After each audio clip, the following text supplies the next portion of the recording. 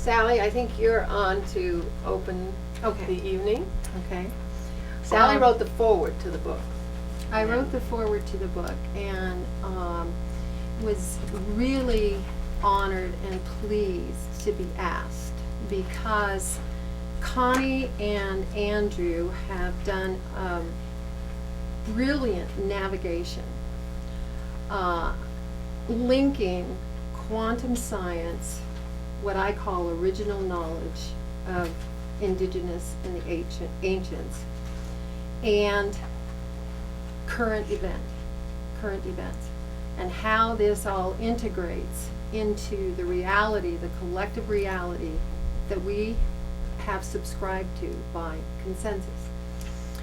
Connie and I have known each other for 20 years. 20 years.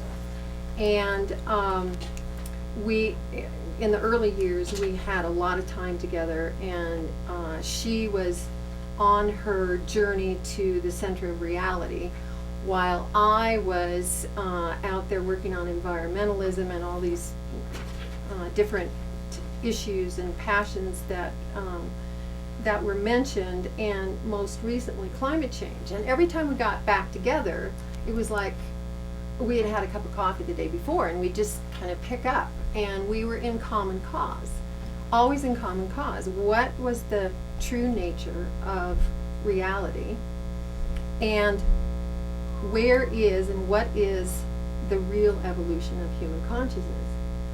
And year after year, I would ask Connie, and then of course Andrew, I would keep asking, okay, how do we apply this to real life? I mean, is this an esoteric exercise, an intellectual exercise? How do we really apply this to real life? Where does the rubber hit the road? And the reason I was asking that is because in my work, I have been down in the trenches in citizen activism, and I have been at the highest levels in the halls of power. So there's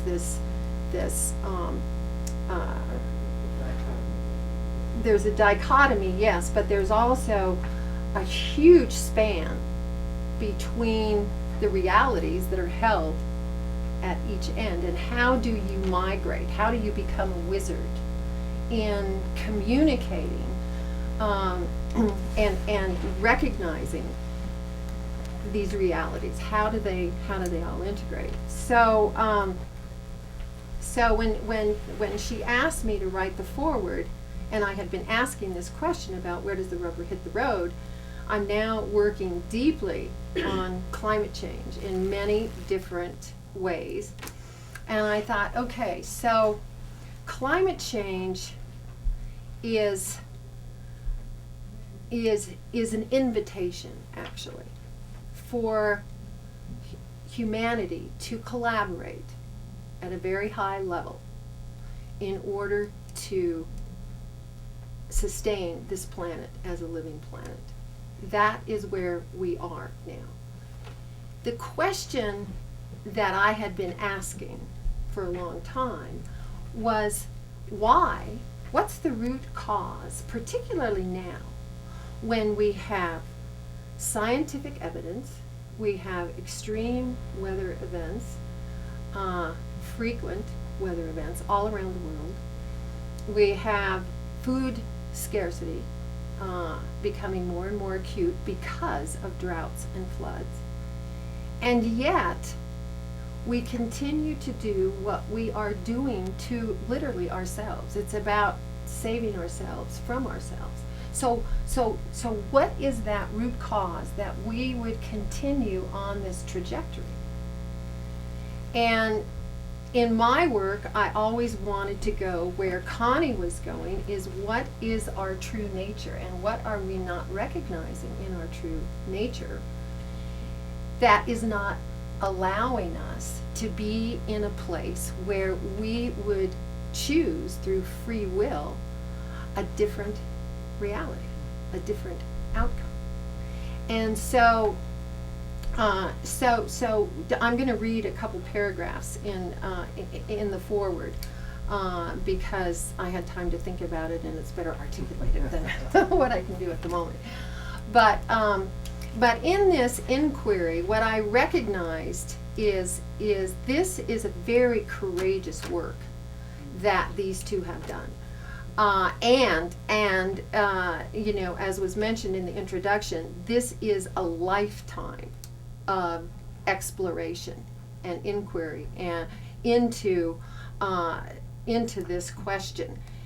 And the book, you know, when I was asking these questions, separate from but also with Connie, is why are we doing this and what is the root cause? Well, it goes down deep into separation, in that not recognizing the true oneness of everything, that everything is conscious, animate and inanimate, and the oneness is unimpeachable and uncorruptible.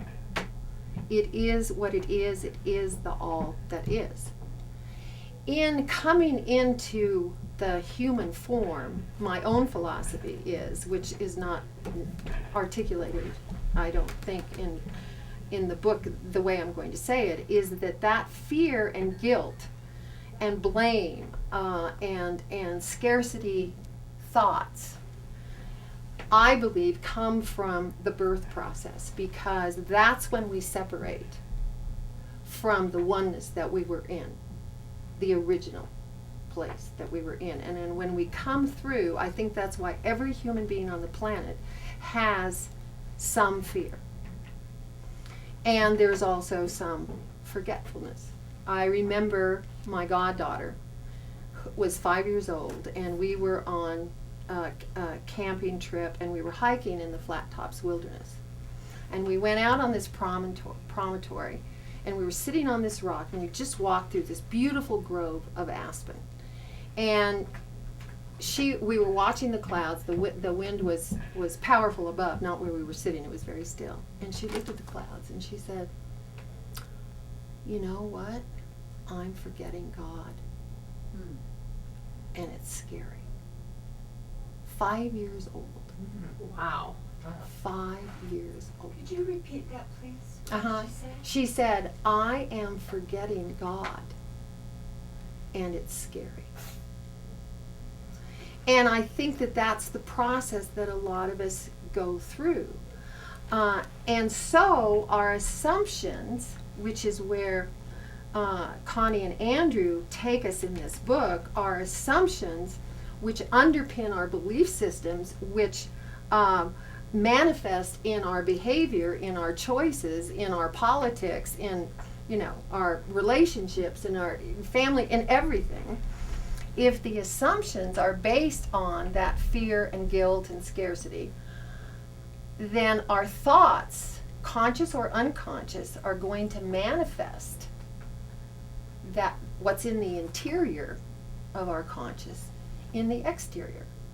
And so we manifest what the world is at this moment.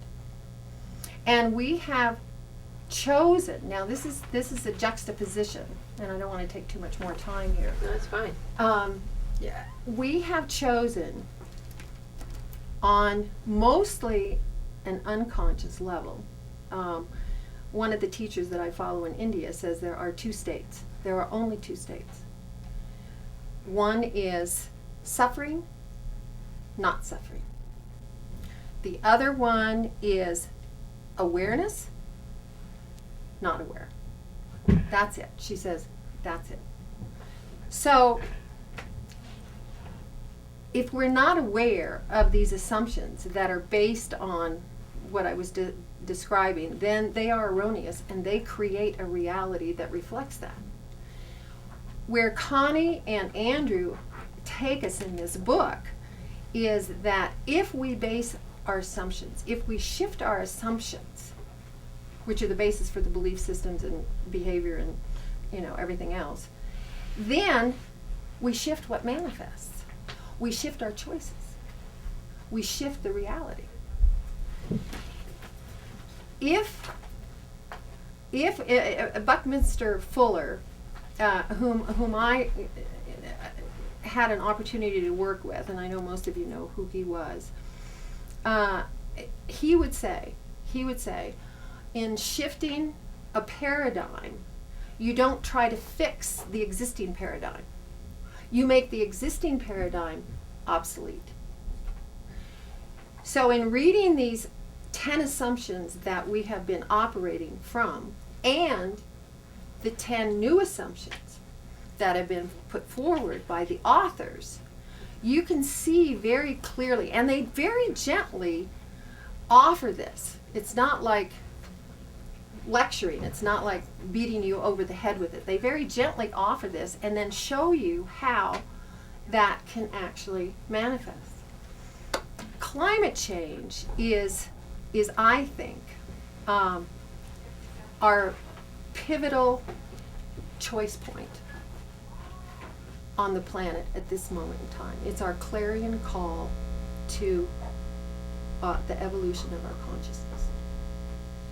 And the reason is that because no person, no human system, no natural system will escape the impacts. We are headed right now, we are headed for a 4 degrees Celsius increase in global climate temperature. That is 7.2 degrees Fahrenheit. So look at it this way. If you had a child and a doctor said, you know, your child's headed for 7.2 degrees rise in temperature, what would you do? You would find out, how do you prevent that? And was there something that you could have done as a preventive measure? So what we can do in, you know, we all talk about shifting a paradigm, but how many handbooks are there out there on how you really shift a paradigm? You know, Bucky Fuller's about the only other one, but he didn't get into the 1, 2, 3s. These guys get into the 1, 2, 3s, up to 10. So it's very exciting. So I would encourage you to buy this book. They talk about the trust frequency, which is a higher frequency, a higher consciousness, and we need that higher collaboration on the planet, which climate change is inviting. And I think that we are on the edge of actually the greatest story ever told. And that is humanity actually leaping in consciousness and saving ourselves and recognizing the planet as a sentient being along with us, that we were all one, and that we are at the moment of choice and free will. So I want to read just one paragraph from the introduction that I wrote to just conclude here.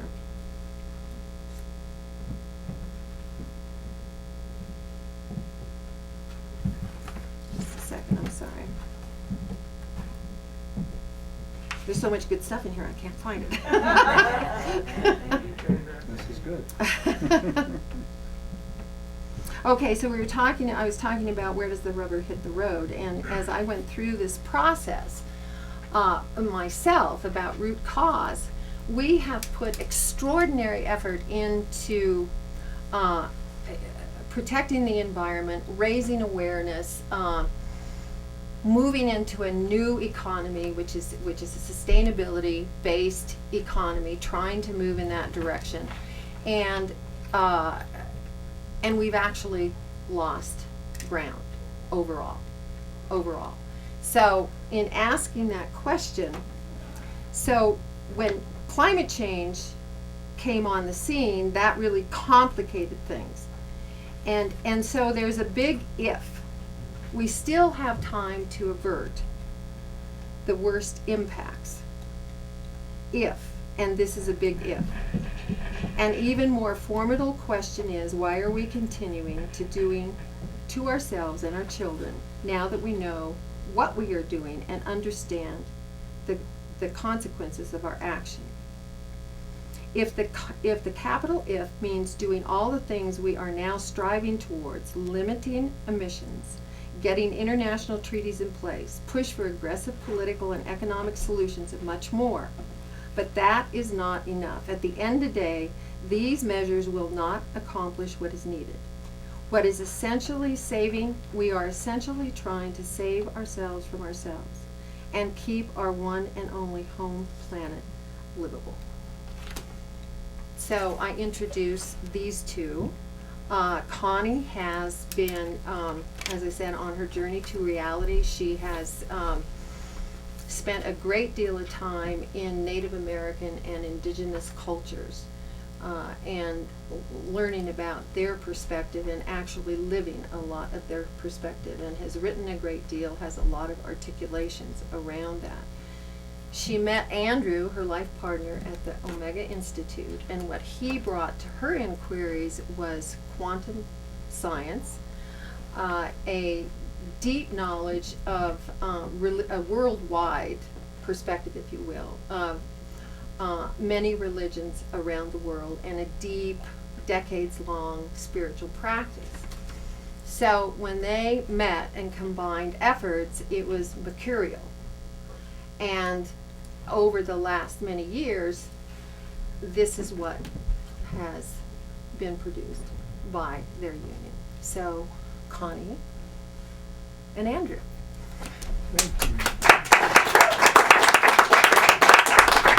Well, that was brilliantly said. Thank you so much for brilliant articulation and visionary insights into the situation that humanity's facing. And I just want to say that in 1995, you can go on YouTube right now and find Sally and me and Wallace Black Elk and some other ladies on YouTube. And this is, I remember sitting in Grassroots and Sally saying, okay, Connie, how does this apply to the woman in the ghetto who's raising her kids? Okay, so from that day forward, I've made sure that what I do applies. How, that we articulate it in a way that it applies. And in fact, my family, who've been players in the evolution of America, my dad, I just knew that I had to come up with some solutions. I couldn't be busting this thing apart, this thing we call America. I had to come up with, okay, how do we make it work? Okay, and that's what this is all about too. We do a lot of work around America and inspiring America to its highest and best place, because the founders of America had a vision for humanity that we would go to this place. And I believe we're going to do that very soon. So that's my gratitude to you and a little background of Sally and me. And so how do we want to start? Because Andrew, as Sally said, Andrew brought a tremendous amount of pieces of this puzzle that I've been piecing together here in the Valley. Many of you that are here tonight have been a part of this process as I was bringing Native American elders to the Valley to share their understanding of the nature of the universe.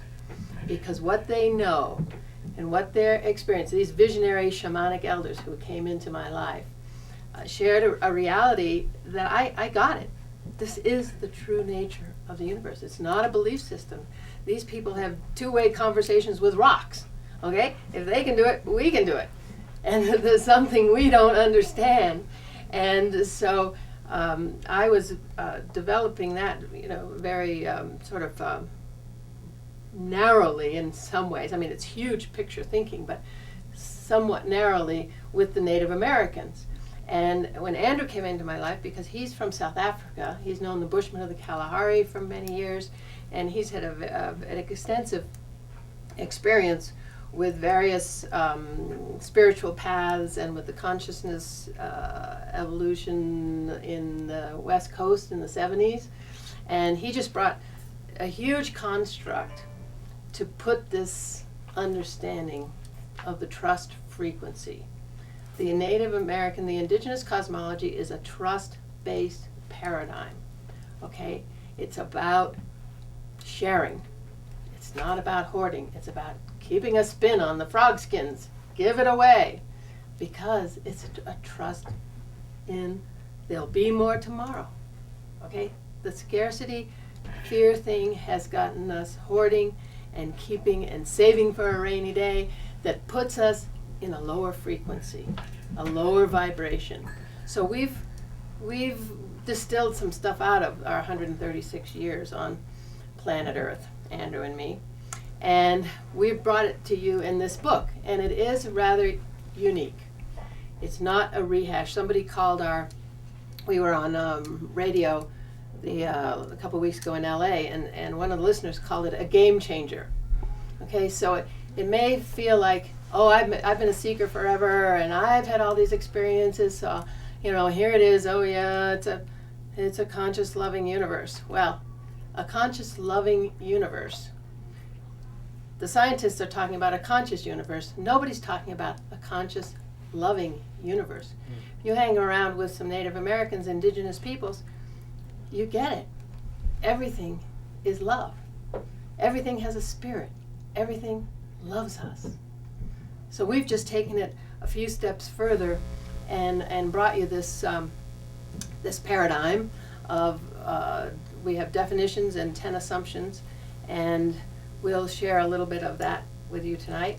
And I just wanted to let Andrew have a few words. All right, I'll see if I can get a word in.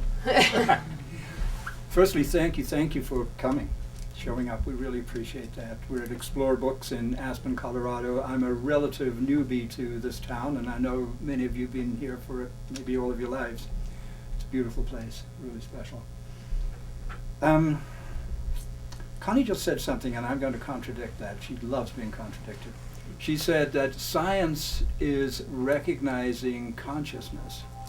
And I would say that the truth is that only a tiny fraction of the bolder, more speculative quantum physicists even recognize the consciousness, the inherent consciousness in the universe. Science has had a really hard time with consciousness. Science says consciousness, that's for the priests, that's metaphysics, that's not physics. So what this book does, it sort of rides that ridge between physics and metaphysics, between science and spirituality. And it sets out very intentionally to address a situation. I hesitate to call it a problem, but the great yogi, Yogananda, had no problem with the word problem. He said, there are no problems, only opportunities. So as Sally just said, as a species, we are right now confronted with the most challenging opportunity we have ever had put before us. We appear to be changing our planet as a result of our actions as a species. And it's easy to watch certain species in certain small environments bring about radical change. Go down to the Amazon and watch the army ants come through, or in Africa. They come through and they just eat everything before them, and there's nothing left. And they just keep on moving, and they sort of disappear again, but they come in these waves. We're a little bit like that. Why? Why would we behave like that? Because of our fundamental assumptions. I can summarize everything this book is about. You don't even have to spend the money on it. In 4 words, they were on a bumper sticker inside Connie's van when I met her in the parking lot at Omega Institute. She slid the door of her old Chevy van open, and right there it said, "Trust the loving universe." Trust the loving universe. The situation worldwide with certainly so-called developed nations is that we simply do not trust the loving universe. We don't. Why? We just don't understand it. We don't get it. We don't know that it is conscious, that it's aware, that it loves us. We have all these religions saying God is love, and then behaving the way these religious people tend to behave. It's a very challenging species we are. But we are at the very beginning of a major awakening. We have the potential to become something entirely different. Okay, a different species. Like, how about Homo sapiens? Wow. Anybody not know what sapiens means? It means wise. Okay? Can we actually become the wise ones as a species? So that anyone else watching from out there goes, wow, those guys are cool. As opposed to, let me out of here. So, so the book sets out to address the specific situation that we humans, this species, is running on an outdated, screwed up operating system. Let's just use that metaphor. Your computer is doing all sorts of whacked out things. It's just not doing what it was designed to do. What do? You call up the guy, you say, what do I do? He says, you need the latest operating system. For humans, what's the equivalent to that? What do? You actually have to replace your operating system. What's the operating system? It's our thoughts. It's the set of assumptions, the set of beliefs, the set of opinions, if you will. It's that trivial in a certain sense. The opinion, for example, we used to think the Russians were really bad, scary people. They were the enemies. Now it's somebody else. We keep changing our minds, so it's like, it's not even deep, you know? We have these opinions, we spend billions of dollars dealing with fearful fantasies, and the planet is going to rack and ruin. So what's the solution? We've got to individually, personally change. And that's ridiculous. We've got 7 billion of us. How on earth are 7 billion of us how's that going to happen? One at a time. And it's going to catch fire. Because we live in a new era. We, as a species, are in a brand new place for maybe the last 20 or 25 years. We have a whole new thing called the internet, for example. What has happened with human consciousness? It's exploded to where I can email my best friend from South Africa from age 4 years old who now lives in Sydney, Australia, and who's a PhD, brilliant guy, with a question. I'll have that answer back in 3 minutes. Wow, that's an opportunity.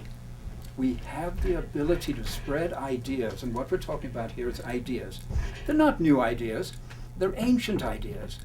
If you go back to the Vedas 5,000-6,000 years ago in India, you'll find the identical ideas, the identical understanding of the nature of the universe and humanity's place in it. Go to the Bushmen of the Kalahari, and while you may not have in southern Africa the world's oldest people, while you remember the gods must be crazy? Anybody not know who the Bushmen are? Right? Those beautiful little people. I've had the amazing privilege to spend quite a lot of time with them, and we don't even have a language in common, really. I speak really bad Afrikaans, and they speak really bad Afrikaans, because their Afrikaans comes from, that's the latest Western language on the planet. It's like 200 years old. It came out of Dutch, and it's mixed with a lot of other things. So the Bushmen speak a sort of 100-year-old Afrikaans, but we sort of communicate, but it's not about verbal communication. It's about a way of being. When you spend time with those people, it's osmosis. It just comes to you, through you. It's a way. And these people are so challenged. They have nothing, and yet they have everything. They have everything you really need. All you have is a loincloth and a little bow with a little gourd, and that doubles as your musical instrument, and to go out and get your dinner. It's amazing. Those people have lived on this planet for several 100,000 years. Don't imagine that they don't know everything about what it is to be human. Then we, Westerners, have a whole other thing to bring. It's not that we're bad, it's just that we're different. We're bringing something different. Each of us brings something, a piece of the puzzle, a facet of the diamond.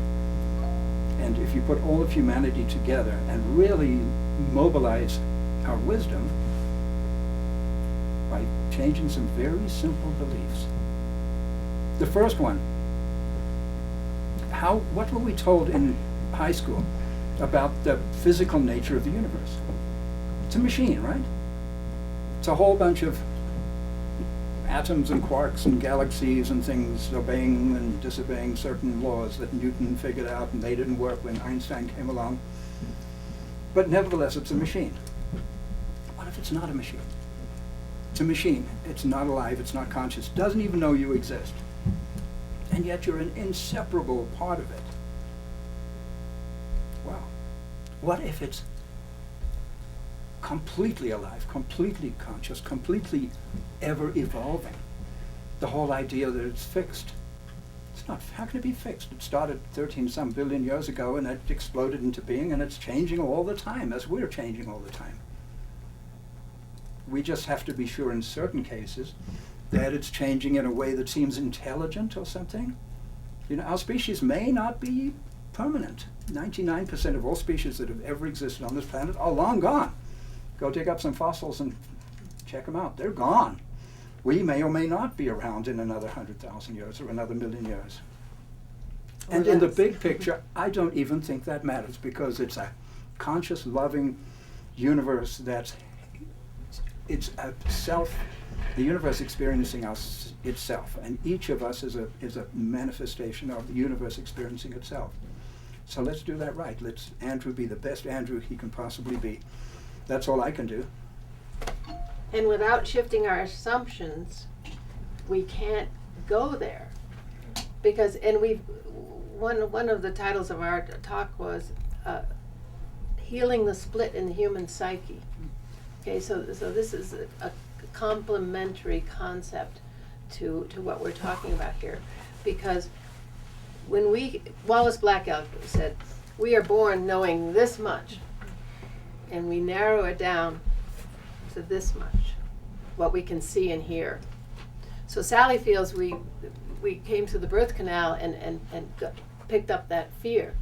But really, on top of that basic separation is that when we opened our eyes and looked around to figure out how to survive, which is our job to do as a species, every species' job is to survive, we took on the assumptions of our parents, of our schools. We want to be a good boy and girl, we want to succeed, we want to support our children, this is key. So we look around and we figure out how to survive, how to act so that we will fit in, which is contrary to our nature, because the systems we incarnated into are out of balance, because they were based on beliefs of our ancestors who were in fear and doubt. And I actually believe that the earth has been in a field of fear, that the dominant energy on the planet has been fear, and that all cultures, all cosmologies, no matter if you have a trust-based paradigm, I mean, the native people, if you listen very closely, and I was able to do this in my association with them, I heard their true cosmology, their true beliefs, but their behavior hasn't reflected that cosmology. No one's has. You know, we've had a few visionary prophets come and say, look, this is what I can see. This is how I'm living. Our authors, you know, our visionary authors, you know, the great, anybody who's truly achieved the status of greatness has seen this. But we think of it as fantasy. It's impossible. I have to live in the real world. I can't. You know, that's fantasy. So we had to split ourselves in order to survive in this world. So we're walking around with these split personalities, and I don't know if you've ever seen the film The Mask. You know, Jim Carrey. You know, the big question is, well, shall I go and put on the mask to meet this woman, or shall I be really me? And this was the whole theme of the film. And what did the answer was, be both. Because and people now, you know, they're trying to say, put your ego away. The ego's bad, you know, and become your higher self. Well, the ego is us, is our personality, is everything we've inherited and brought along through our ancestors, and it's our uniqueness. So take our ego and take it to our heart, take it to trust a conscious, loving universe, to trust our own inner knowing, and act from that place. So that's what I believe this whole experiment in human development has been about, to bring us to the place where we actually choose, out of free will, to bring heaven on earth, to come from our hearts and listen to our hearts and step out. And we're giving tools in this book. We're giving tools to do that, because we're giving you a construct of the nature of the universe and our place in it. that each of us incarnated, when we incarnated, we came with a gift. And this is basic to the Native philosophy. We came with a gift. So when they raise a child, they look for, what's that child? What is that gift of that child? We're not going to impose a gift on that child. We're going to see what that child brought. And also that everything has a purpose. That's essential in the Native way of knowing. So if everything has a purpose, if there's only love, which we're proposing that there's only love, then, and each of us came with a gift, then each of us, and also the other part of it is that we each came on our soul's journey to wholeness. We came to grow on this journey to wholeness.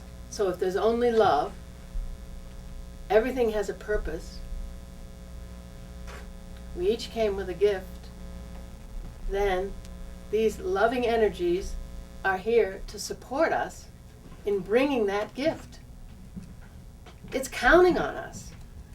And I believe that the loving energies on the planet are just cooperating with us so that we will get to this place and open our hearts, because the love in the human heart is going to transform all of creation. So these conscious loving energies, everything is just showing up to give us what we think is real in this belief system so that we can see through it and see that it doesn't work and see that it doesn't fit us and our true nature. So these loving energies organize themselves to make it look like things are going to hell in a handbasket, to make it look like all these species are going extinct, to make it look like the Celsius is doing whatever it's doing, the degrees are, the degrees are rising, so that we will choose something else. I personally feel that we're in a bubble, an illusory bubble, where these energies are creating this reality to match what we think. And all we have to do is change our mind. As Sally has very courageously stepped forward in this arena of climate change and environmentalism to say, guess what, kids? The only way out is up. That's it. So it's very exciting for us to have her, because she's boots on the ground. She's been working this for decades, taking senators down the rivers so that they'll access their hearts. That's the only thing we can do, is access our hearts and act from that place. Period. So that's my yeah. Yeah, you want to say something? Yeah. If you think about it this way, we have been taught about survival of the fittest. We've been taught that competition is what creates that paradigm of survival of the fittest. Darwinism, however, has been challenged now, is that it's not competition, it's cooperation. And that is the ultimate impulse of the true nature of the universe. So an example would be that you have a herd of elk and you've got predators. Let's say you have wolves, and the wolves go after the young, and the wolves go after the weak or the sick or the old. So it looks like the competition to survive, or the survival of the fittest, are those that are in the best shape. But actually, the circle of taking and giving is actually cooperation. The wolves are taking the young because often there are too many, and they're taking the old and sick, and they need to go, and there's a perfect balance there between prey and predator. So we have believed in competition That is the free market. That is capitalism, which on one level works, but at the consciousness level, at the heart level, it's no longer serving us. It's cooperation. And this is one of the reasons why the invitation of climate change to collaborate at this higher level and around the globe, one brain, one heart, the intuitive and the intellectual knowledge like this. The intuitive is the internal guidance system, and that's what I call the original knowledge that we all have at all moments in time, but it's overburdened with coming into this reality, being separated, and then education and all the rest of it. Wallace Black Elk, whom we both had a phenomenal opportunity to be with, his grandparents hid him from the BIA when they were taking children, Native American children, and putting them in schools, making them speak English, taking them away from their native tongue, their rituals, their ceremonies, etc. And his grandparents hid him.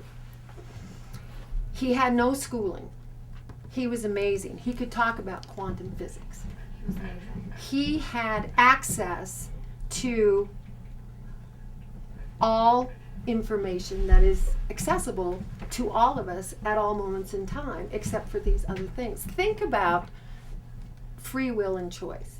Humanity, as a friend of mine says, created the nuclear bomb and the Mona Lisa. The split psyche, healing the split psyche. And knowing that in our choices, it's not about denial. It's about liberation. It's about freedom. To really know our true nature and act from that place, which is the heart and the head. So in my work, in the work that I've been doing the last 3 decades, I've always tried to bring that into whatever I was doing. And I'll just share a quick story with you which underscores everything that's been said here tonight.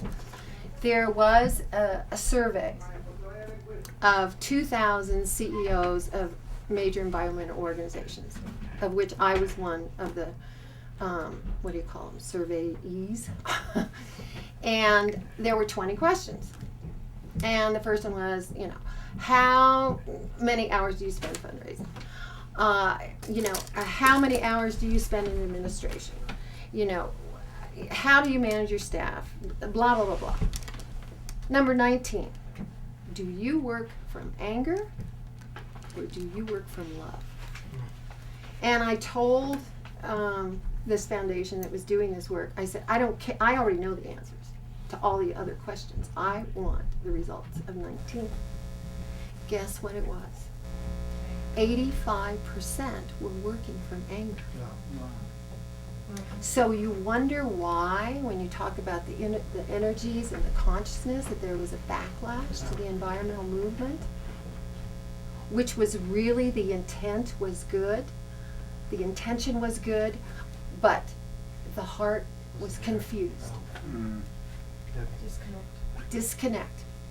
So when Connie's talking about, working from love, and can I share another story?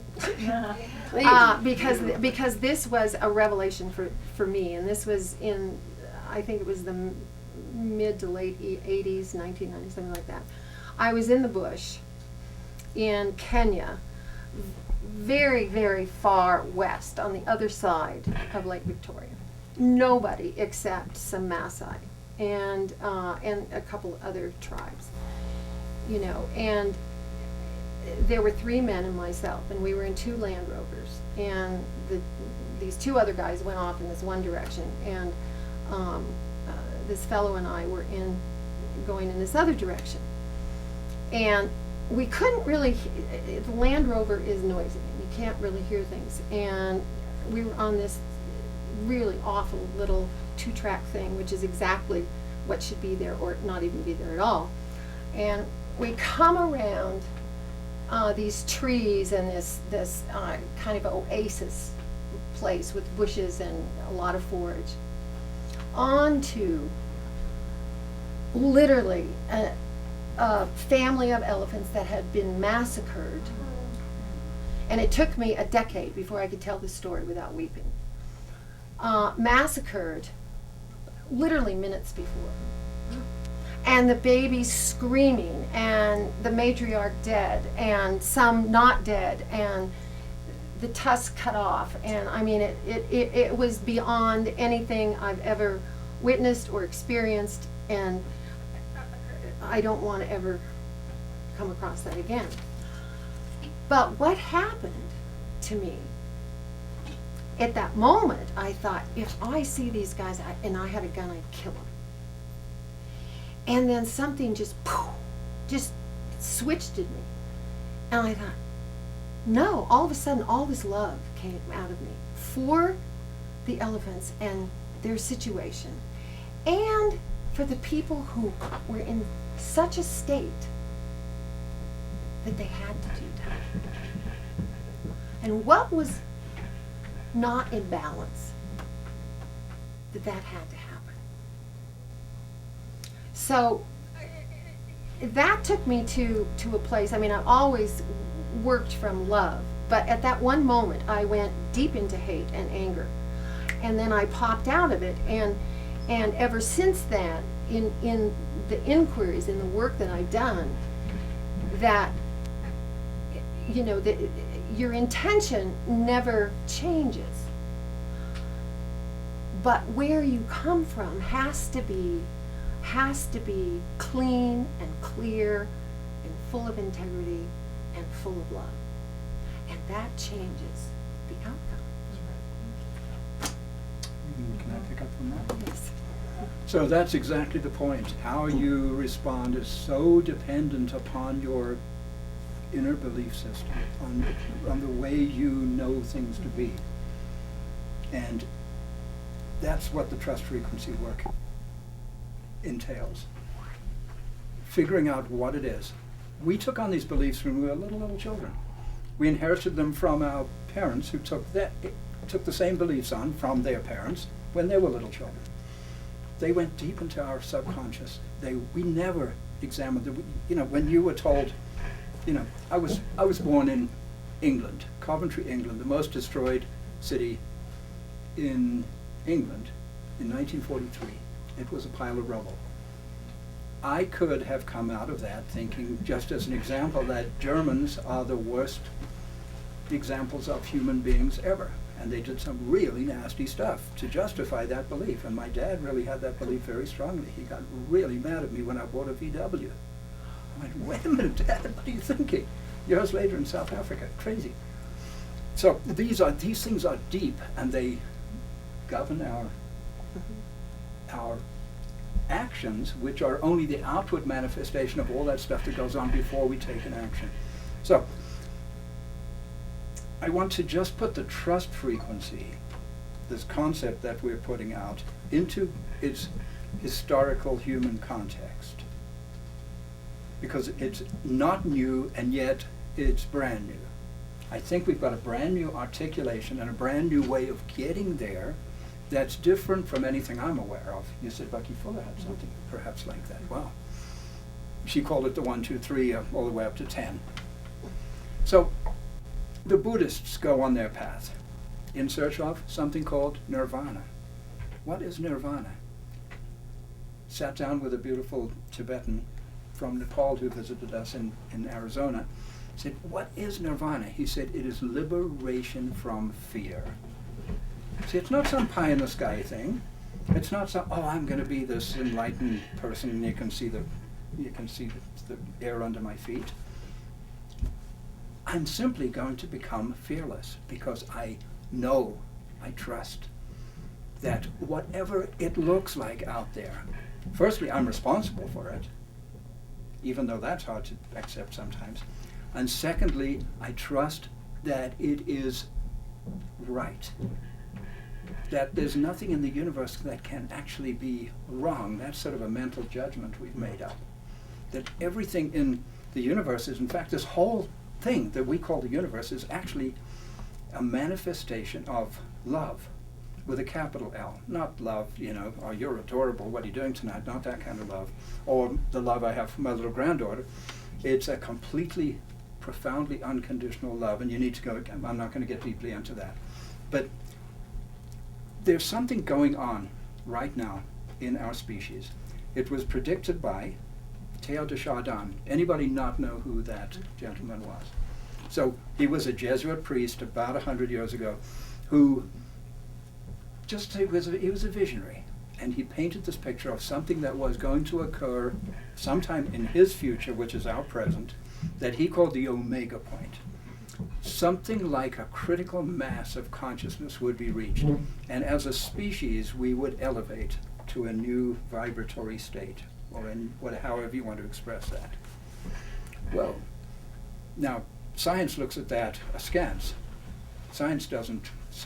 Every scientist I'm aware of thinks that's except for a very few exceptional people, they think that's ridiculous. And yet they say, but we did that in the past, but we're not going to do it again. We used to be apes and now we're people, right? And now we're people and we're never going to move to a higher. Excuse me? Why? If there was that kind of shift in the past, why shouldn't there not be that shift in the future or right now? People like Barbara Marx Hubbard are talking about this idea now. It's a pretty new idea, I think, of conscious evolution. That we ourselves, our species, is a work in progress. It's not finished. Once we sort of awaken to that fact, we can, and then we use this kind of information to go into ourselves and become a person of a higher vibratory state. And every spiritual practice has been actually dedicated to that, one way or the other. I did a lot of Sufi work, and a lot of those Sufi practices had to do with getting you out of the illusory state into the state of reality. It's the same thing. Every one of the spiritual paths, and they've been co-opted by, you can look at the religions and go, oh, right, but, don't throw out the baby with the bathwater. There's something profound there. Someone like Jesus was an extraordinary way shower of how we can be, as was Buddha, as was John Lennon. It's not, doesn't have to be thousands of years ago. It can be Connie's 3-year-old granddaughter who I spent time with yesterday, and she's like, wow, I want to be like her. So just in context of what we're calling the trust frequency is that state that has been sought by humans, and the world is filled with seekers. Let's have a world filled with people who have given up seeking. What's the point of spending your whole life seeking? I want to find. I want to be a finder. I want to know that I sought and found, and here I am. We can do that. We actually can do that. And this trust frequency, Henry David Thoreau said something very key to this whole evolution of these ideas. And I want to tell you that. He said, when one walks confidently in the direction of his dreams, walks confidently in the direction of his dream, acts in trust. He will pass certain boundaries. He will experience a success unexpected in common hours. We can't even imagine what it's like. Okay? The laws that apply to him will be expanded, or new laws will be made in his favor, and he will live with the license of a higher order of beings. Okay? Who said that? Henry David Thoreau, in the conclusion to Walden. It's fairly easy to find. Just go to Walden and it's a conclusion. I learned this at least by my experiment. Okay? So what he's saying is that when we move into a higher frequency, the laws are different, and we individually can change that. I'd love to hear you say the David Thoreau. Say it again? Yeah. Okay? Yeah. Yeah, say the whole thing without breaking. Did Yeah. he get that Okay. from It's Jesus? really the Did he get essence that of the from whole- No, he got it from his own His knowing. own, yeah. I learned this, so Henry David Thoreau said, I learned this at least by my experiment at Walden Pond. That if one walks confidently in the direction of his dreams, he will pass a certain boundary. He will experience a success unexpected in common hours.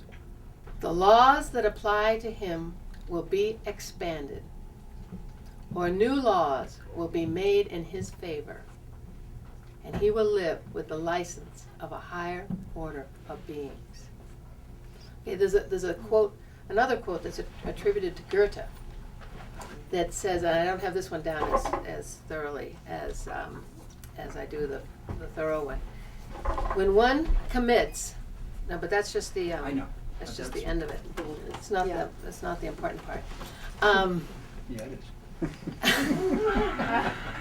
When one commits without the chance of turning back, okay? So you have acted in trust, total trust. Providence moves too, okay? It's not Providence moving, it's us moving to a higher frequency. Providence moves too. And you will experience chance meetings, material assistance that no man could have dreamt would have come his way. Okay? It's the same thing. We can't imagine it. So The Secret took us to a level, the movie, The Secret, the book, took us to a level. We now know we have power. Our minds have power. We can get what we want. We can manipulate the unified field. Okay? But what we're bringing to the table is, why would we do that when the universe wants more for us than we can fathom? We can't even imagine what this loving universe wants for us. Because we're here in this lower frequency. We're conditioned in this lower frequency. And we can't imagine what this higher frequency with the different laws looks like, feels like, is all about. So I would never tell the universe what I want. Because I want what the universe wants from me. I want more than I can fathom. So that's a little gift that we're bringing in this book, because everything seems to be stopped at, you can have your dreams, go get them. You can have everything you want. You can have that new Mercedes. You can have whatever you want, okay? But just think of the consequences of it, further enmeshing oneself in this reality. So, and I was going to talk about the 7 A's, but do you want to? I'd like to do a quick Maybe we time should- check. How are we doing time? Maybe we should stop. Let you guys talk. We definitely want to have some. We're open till 9 o'clock. I know, we definitely want to have some Q&A time. Well, Yeah. I think it is flowing beautifully, so if you have more to say, you should we'd do love the to hear 7 from you A's. if you're We'll do the ready. 7 A's and Because then. what on Just to let earth you is know, the we got 7 treats, A's? I too, mean, if you're really. starting to get weak and tired. Yeah, we have some food and wine. Yeah. So we'll do the 7 A's, and then we'd love to have you guys contribute anything that. I want to hear the 7 A's. Okay. Let From me- your let- Just read them perspective. though, rather than Yeah. paraphrasing, because then we can have some discussion. Yeah, may I just introduce okay, so this is good. Earlier on I said that science has had a really difficult time with consciousness. Science has thought that consciousness is the realm of metaphysics, of the religions and so on. Go talk to the priests, go talk to the ministers if you want to know anything about consciousness. However, science is now really addressing consciousness. There's a whole new science called noetic science, the Institute of Noetic Sciences, the science of consciousness. Extraordinary work is being done right now, and it's still controversial. It's out there. So we really wanted to address consciousness in this book.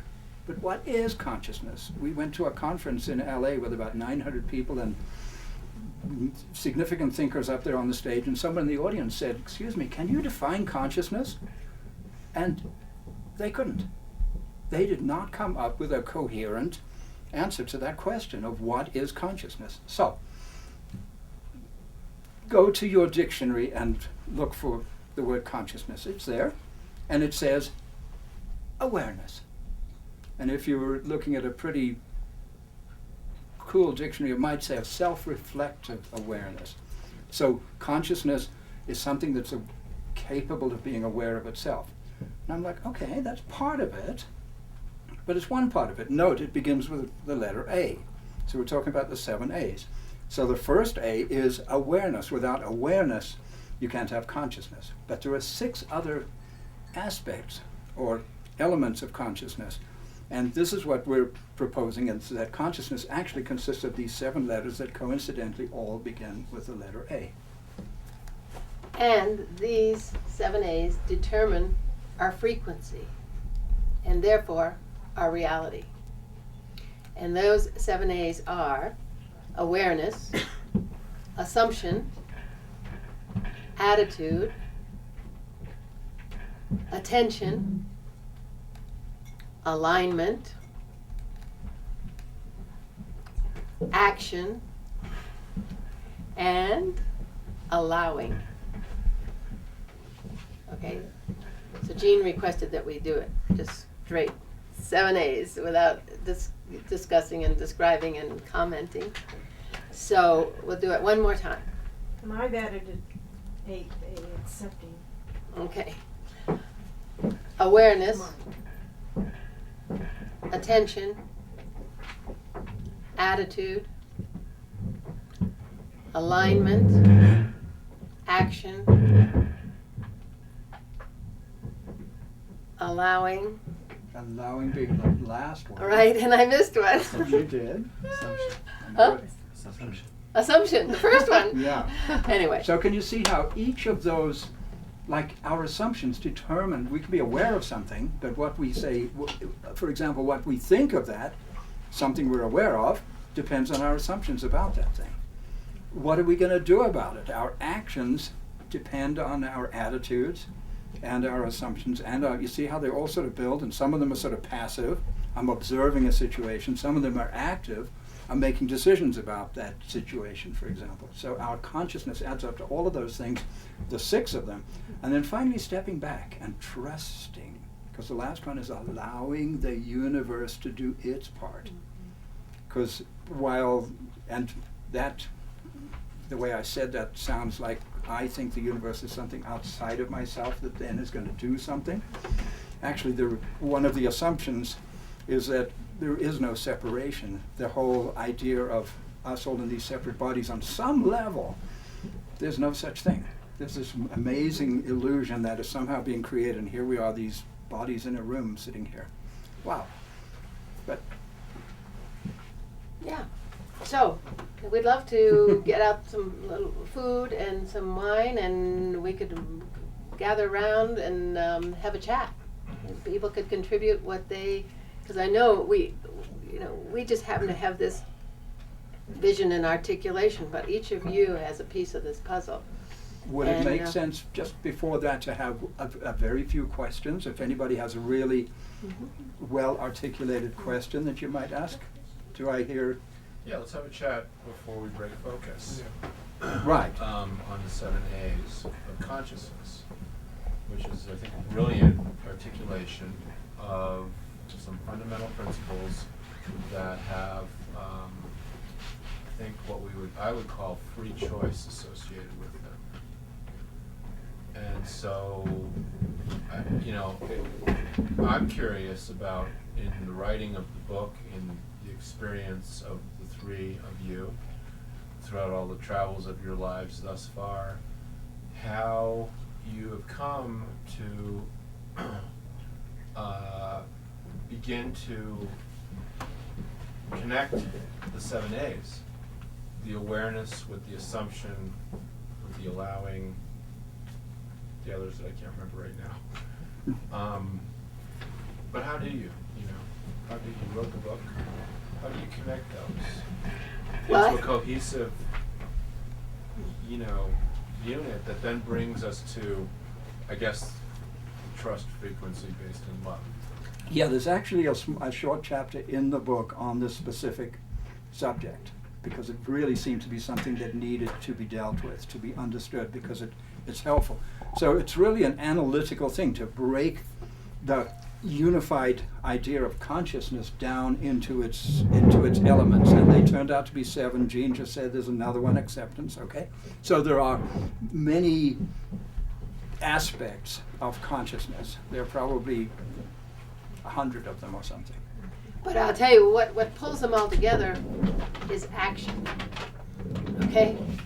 Because if we don't act from this place, it doesn't do anything. It doesn't shift our frequency. It's actually a physical frequency. Your body has to be in the place where the magic can happen. If your body's someplace out of fear, in a job out of fear, and this, that, and other thing out of fear, you're negating your inner knowing and doing this anyway, because you should do it or whatever, and you're not over here where somebody wants to offer you the job you couldn't even imagine you wanted. Oh well.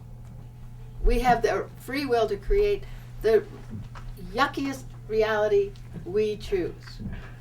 We also have the free will to have more than we can fathom. Did you want to say something? Well, for me, the shorthand of this in my own life has been trust. Didn't think about it in the 7 A's, didn't act out of it in the 7 A's. It was a knowing, is trust in the process of life. And life is consciousness. And that was my mantra. And I've been there since a very young girl. Why and how, I cannot tell you. But it was just trust in the process of life. Even though things come to you that are extremely painful and extremely difficult for your emotional body and your mental body and even your spiritual body sometimes to get a handle on. But then if you settle into, I trust the process of life, then it starts to shift. And what Thoreau said, I have witnessed in my own life. Abundance, amazing people, amazing opportunities. It's unbelievable. Unbelievable. I have been so blessed. And I believe that that's because of walking in, I trust in the process of life. And that's it. And you can summarize that with those 4 words I said earlier: trust the loving universe. And trust in life, it's the same thing. Life, Same thing. there's no, there can be That no there's- distinct. right. Yeah. As a quick follow-up to what Sally just said. So, we have a comment maybe from the 3 of you, starting with Sally. What is the process of life? The process of life is, let me think about this for a minute for a clear articulation, that whatever happens to me, whatever comes my way, if I lose a leg, if I lose an eye, if I lose a partner, if whatever comes to me is within consciousness experiencing itself. And I trust that because behind the thoughts, behind the 7 A's, what is before thought? It's love. So, in trusting in that, no matter what comes your way, you actually, after you go through the painful process or whatever it is, you come back to love. There's no other place to go. There is only love. There is no other place to go. You know, that you can objectify, your mind can objectify, and you can create all these other things, but there really is no other place to go but love. And what we're saying in the book is there is only love. And why we don't understand, why we see certain things as not love, it's because we don't understand the nature of that love. Okay? It's unconditional love, which means its nature is that it must give you everything you ask for. It loves you so much.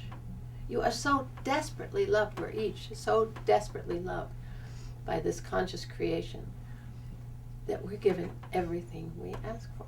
And we believe, we're proposing that these 7 A's are our requests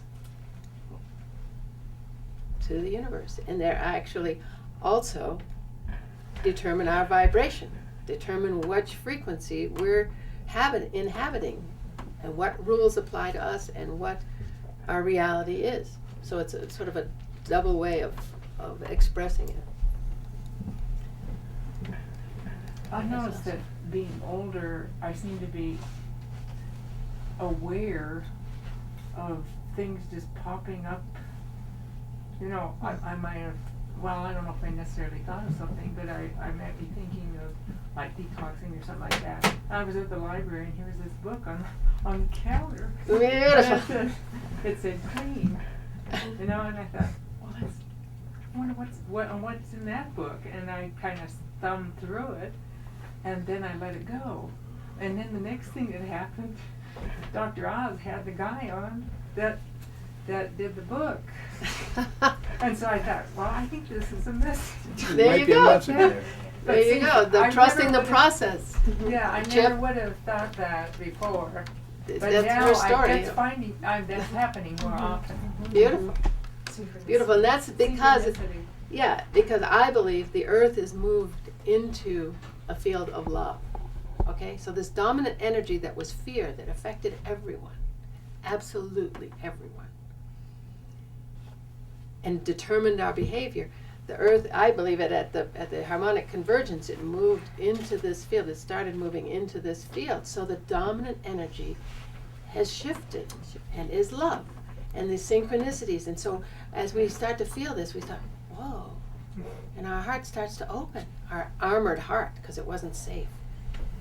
So our heart was armored. And even now, I feel like when we present this stuff, people say, no, my heart's safe. Don't talk to me about this. I've been screaming this stuff from the rooftops for 20 years. Don't talk to me. They cross the street when they see me coming. They wave from the other side. They say, "Hey, Connie, love ya." Ciao. But our hearts are safe. They're barricaded. But now, as this energy starts to show these synchronicities, and the toast starts landing butter side up instead of butter side down. You know, Murphy's Law. But also understand that in this time of cleansing, the Hopis call it the great purification. Okay, in this time of cleansing, we are being cleansed if we give permission, because it's all free will. And the fact that you're here, you know, you're giving permission for something else. It's not an easy ride. Getting cleansed of cellular fear. Okay, so we're not promising you a rose garden, because it's a wild ride, and probably most of you in this room have been on a wild ride. A thorny rose garden. A thorny rose garden, because we are asking to be cleansed, to walk into this higher frequency. We have to get rid of all that cellular memory of fear. So the process for the final, because there's three of us, and you asked actually for three answers. Right. So the process of life, from my perspective, is a remembering, putting back the parts, reconstructing it, remembering, is about coming to awareness. It's about letting go of the fearful beliefs that we were taught as little people. It's about walking through this world in a state of trust. And that's the same thing as walking through this world in a higher state of consciousness. Anybody old enough here to remember the 60s? I think so. Remember the good vibes and the bad vibes, right? It's that. It's exactly that. It's not necessarily that you can measure and we're on some kind of frequency thing and you can look at this little readout. It's that we are in a higher vibe. We're in a state of trust, which is identical to being in a state of love. So our process is to realize that we're madly in love. There's no other place to be other than in love. It's another way of expressing what Sally just said. There's no other place. The universe is love and you can't leave, so here we are. Might as well take it. And Wallace Black Elk said, man, see, I knew there was something coming on this planet that's never been on the planet. And after a sweat lodge one night, he said, man has doubted the Creator since the beginning, and that doubt has plagued him. It was in that moment that I knew what was coming on this planet that's never been here. Trust. Do you think that this fear that you say we've been in, that shifted, has been enveloping this local part of the universe from the beginning? Or is it just this last age, or do you have any theories about that? Well, since he said since the beginning, and I think he could see the beginning, you know, I don't know, that's my own little theory. We could spend a week-long seminar talking about that very thing. I know, it's just so interesting. Sounds like grandfather said, that kind of indicates to me that it's been that way up until now. Yeah, Mhm. that's what I Right. think. Yeah, as long as we, Chance to change it. as long as we can remember. Any Well, other? Yes. Hopi, Hang on, Jean. There's one dude right behind you, and then Jean. I just wanted to reaffirm with what you were saying, since you're from South Africa, and Nelson Mandela's 94th inaugural speech was one of the most powerful things I'd ever read, and I just recently rediscovered it, and I've been sending it to friends, and it's exactly all about this, and I thought you could, being from South Africa, so appreciated, and of course, look at the path he walked to get to his enlightenment, where he said, no, we are to be all of that light and love. Who are we not to be? That's what we were born to be. And if we deny it because of small minds around you inhibiting the light that you're supposed to shine, he said, then you're inhibiting the whole thing. You have to be that. And it was just, you know, Right. I just had Yeah. to We mention that end because the it's book. We important. end the book with that very statement. That very last statement in the book, See? and it's actually a restatement of something Marion Williamson said. Yes. Right. It's actually Marion Williamson, and then Mandela used it, and Made it famous. now we've used it, and that's actually encapsulates again. You can open this book anywhere, and it will hit you right in the heart. The other thing I wanted to mention is I also live in New York near the Connecticut border, near Newtown, Sandy Hook, and I was part of that. And I will just tell you, the universe has cracked open with love and forgiveness and such a high vibration. There's people coming from all over the world that are just attracted to that level of love and forgiveness that went out from those parents and that whole community when they lost those beautiful little angels. They were all 6 years old. And it's just wonderful because they're bringing in some of the teachings of Barbara Marx. Just all of these energies from everywhere are coming, and it's beautiful to watch it develop and reflect out. Whether they're bicycle tour to the White House on the gun control, they're just saying we're going to make a stand on this no matter what, but stay at that high vibration. And you go there and it's just amazing. Thank you. I believe that's Thank what you. 9/11 was. I have a Yeah. whole theory on 9/11, that it was about the opening of the human heart and the rebirth of America. First we had to go through the fear. Anyway, Jean, what were you going to say? Hopi.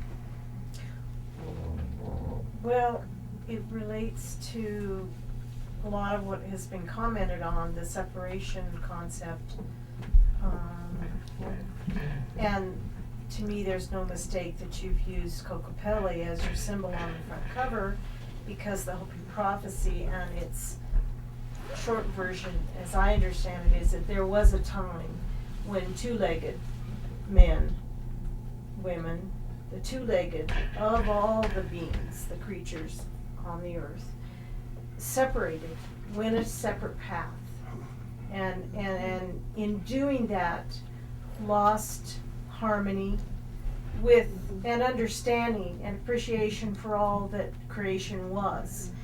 And that these sentient beings that we are, but also the four-legged, the one-legged, the water people, the winged ones, the rock sisters, all those sentient beings are still on the path of harmony. And that it is the two-legged that went up. I watched Thomas Benyonica give this presentation many times, that went up this other path and lost their way, and that there is a time and place, because the prophecy talks about this, that we have an opportunity to come back to harmony. And see, this is like breakdown, breakthrough time now, this Celsius change in our environment. And I think the the thing that'll bring us back is love, but in a higher vibrational level, and trusting that it is all good, that all is good. But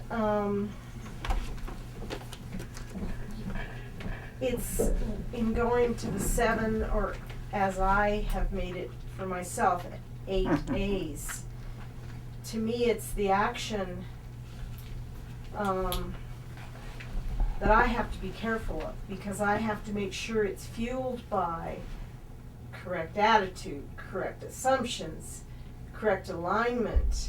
All of that has to be really clear and really in harmony to come from there before I take any action. And that's exactly what absolutely. Sally said And earlier. that's- Sally's talking about this extremely high level of human collaboration that it's going to take. This is going to be very interesting to watch the next 20 years approximately of the fundamental changes that have to happen within the human beings who have created something, who can now recreate it. And the action can be a silent action. It can be prayer, thought, meditation, action, as opposed to going out to an activity, which I was pretty regularly participating in, activist activities in the community. Then I step back to say, there's another way to do that same activity at a higher vibrational level, and that's where I want to be, as opposed to standing there with a sign that says, know this or know that, or Right. stop polluting the water. I can pray about that and do something, I think, more effective through prayer, thought, meditation to take the action. So that could be my action. Yeah. Yeah, absolutely. And just raising the consciousness, like what's his name, Buckminster Fuller said, changing Right. what is Right. isn't going to do it, because it's in this frequency. The Yeah. laws Right. in this frequency are immutable in this frequency, but only here. We go to a higher frequency, the whole ball game changes. And I still get caught up as a human in this small-minded, small self, egotistical state, wanting to control the outcome of things and jump into anger, reaction and anger, frustration. I have to soon forgive myself for that, accept that of myself, and say, okay, I'm allowing the loving universe to support me, and I'm going to go to these other thoughts. I'm going to go to this other place. But it's it's conscious all the time. It's a conscious process of Yeah. reminding myself. Well, it's also that split, because we've been trained this, and if you want to show up here and be successful and be loved and be a good girl and be a good boy and all that, if you started to listen to this beat, you walk to the beat of a different drummer, Wow. and not easy. it's not easy. No. And it's all about the difference between fear and trust. Yeah. So all of the, all of these things that we respond in anger because there's something still in there. We're not fully cleansed. You wouldn't Well, it's expect cellular, the I Dalai will tell Lama you. to It to is, respond it in is. anger to the same thing. It just Part of that same there's purification a different process. way. Yeah. I mean, we have to detoxify not just our body, our mind, our spirit, And ourselves. but it's amazing. collectively then if we're doing that on an individual level, we're really doing it for the Mother Earth. Yeah. Well, for all of Because that's where creation we is- join the harmony It affects, tap again. it affects all of creation. But each of us has to make the free will decision to do that ourselves. Right. I can't tell you to do it. You can't tell me to do it. We can't point to them out there and tell them to do it. It's me. I'm responsible. But that is, to me, so profound, and I don't know that people that I've talked with understand that by doing that for myself, I'm doing it for everyone. I'm making those choices to make those changes. And it has an impact, a huge impact. Yeah, well, Wallace, we keep quoting Wallace. Because it is all But one. he always said that your thoughts go around the planet. Yeah. You see? I mean, it's fascinating because I hung around this guy for 15 years and I listened and I got it. And in fact, one part of the story that Sally left out was when his family hid him from the BIA, they put him out in the fields, in the grasses. Yeah. And the grasses Mm-hmm. became his Protected teachers. They were his Okay. teachers. They spoke were to his him. teachers. Mhm. More than protecting. Teaching. Yeah. Mm. So the rocks and the grasses and everything started to teach And he him. could he could communicate with the animals. When No. Wallace died, who took over in his lineage? Well, 'Cause that's his, a big question. yeah, no, his, well, his So- family, his daughter, yeah, he's got some wise daughters, but And it doesn't work like that, though. Yeah. It's not like Yeah. a hand-me-down spiritual path. Yeah, you no, know, it it's can- like you have these. Because I've met some people who said they took over, but they didn't. Yeah. no, He no, he was a unique. he was extraordinary. Yeah, he Did was. you guys go to his funeral? Yeah, I did. Wow. No, I Was it in His- South Dakota? No, it was in Denver. His family actually gifted me with a shawl. Wow. So, I guess we should call it a Let's night. party. But- Let's party, but I want to just tell you one other thing about, because Sally was talking about the cooperation. Okay? All right. A friend of mine who's a Pueblo Indian has a cassette. It's not even on DVD, CD, but it's called Hunter's Heart. And he tells the story of how the native people, in their essence, they don't hunt like this anymore, but in their essence, in their true way, would hold, when it's time for the hunt, when the family's hungry and it's time for the hunt, you do a ceremony, you speak to the elk nation, or the antelope nation, or whoever, that's in your environment, that you need food from. And you ask permission, and you say, my family's hungry, I'm coming out to hunt. And that communicates with the elk nation, who then decides who is going to come home with that hunter. Okay?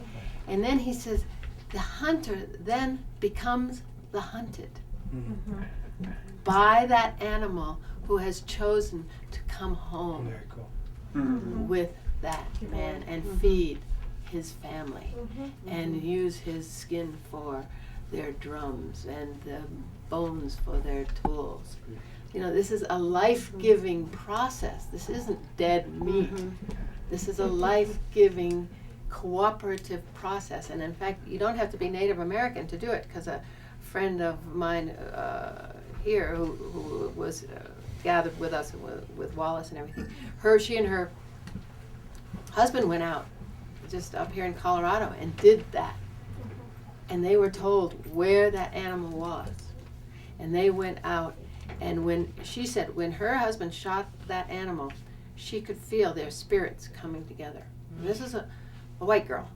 Okay, this is not the domain of the Native Americans. Okay, this connection. We all can do it. We all have that ability. Just that was their job, to keep that connection for all of us, so we could see it and understand it and know that it's possible. And I just want to add one thing here, is that, Connie was talking about the split psyche. And in our culture particularly, we have been taught that giving and receiving, or taking and receiving, are two different processes. They aren't. It's one continuous circle. We really mess things Whole up circle. when we think it's better to give than receive, because if there aren't any receivers, how can anybody be giving? How can the abundant universe give to us when we think it's not okay to receive? You have to work hard. Yeah, Did and that's I just interrupt one- you? I'm sorry. No, it's just one example of the split psyche. I mean, we could come up with a whole, but it kind of gives you an example of how that works. Phoenix, did you want to close with something? You look like you have words on your lips. Oh, no, I can just, this has been such a stimulating conversation, and you can see I'm sure we could go on for hours. What Unless time you is it? had a little bit more to add, I was just going to bring it to a close unless you had some more, let the We people know obviously, that we they could go on have. for a very long time. Yeah, that's right. The books, there are signed books up at the counter for sale, but if you want some special endorsement in your book, they're happy to do that. And like I say, there's so much So you can just tell by the conversation and questions that this is stimulated, that there's so much in that book, and I hope that you gift yourself with that. And Also, there's a film, we've done a film called In Search of the Future, What Do the Wise Ones Know? That features these elders that we've known for 20 to 40 years. And Wallace doesn't happen to be in it because he was on his way out when we were doing it. He agreed to be But on the he's on film and YouTube. then he We've got passed lots of away Wallace that- on that year, YouTube. yeah. But anyway, we include the film with the book. So, oh yes, You get a free copy of the Yeah. movie and the Visit back of the book. Yeah. so- Yeah. Great. so it's straight from the horse's mouth. Various wise elders, Ralph Abraham, the father of chaos theory, a business futurist, John Ranney out in San Francisco, and the Bushmen of the Kalahari. It opens in the Kalahari with the Bushmen of the Kalahari. So so they're great companion pieces. And you get 2 for 1. Oh, great. Well, Connie and brought refreshments, so if you want to stay, we're going to bring that out and some wine. And so thank you all for coming. This has just been so wonderful to just shine your light and trust. There you Trust are. frequency. So let's give our guests a Thanks for coming, everybody. And thank you, Kimberly, for running the Oh, camera. Yes, thank you, Kimberly. Thank you. Kimberly is. And there's some Phoenix, sparkling thank you for your cider loving as well as support. wine, so And there's not a lot of food, so go lightly. get online. Have a conversation, because I'd love to get more from you guys and not be sitting up here as, authorities. But we are sharing something. We're not sharing as though we're authorities. We're sharing something we see, something we know that's true for us. And so we're here just to share it so you can. Well, the wisdom's already there. Yeah. It's all there. We Yeah. just have to tap into it. Yeah, and we're just You're reading articulating it. it in a certain way. Right. Yeah. Mhm. Right. So thank you, All right. Sally, Thank for you. coming. Yay. Thank you, everyone, for Thanks. being here and listening and being part of the conversation. It was really rich. Thank And it'll you. be on YouTube, so you can Cool. send your friends to it and do whatever Yeah. on the trust frequency.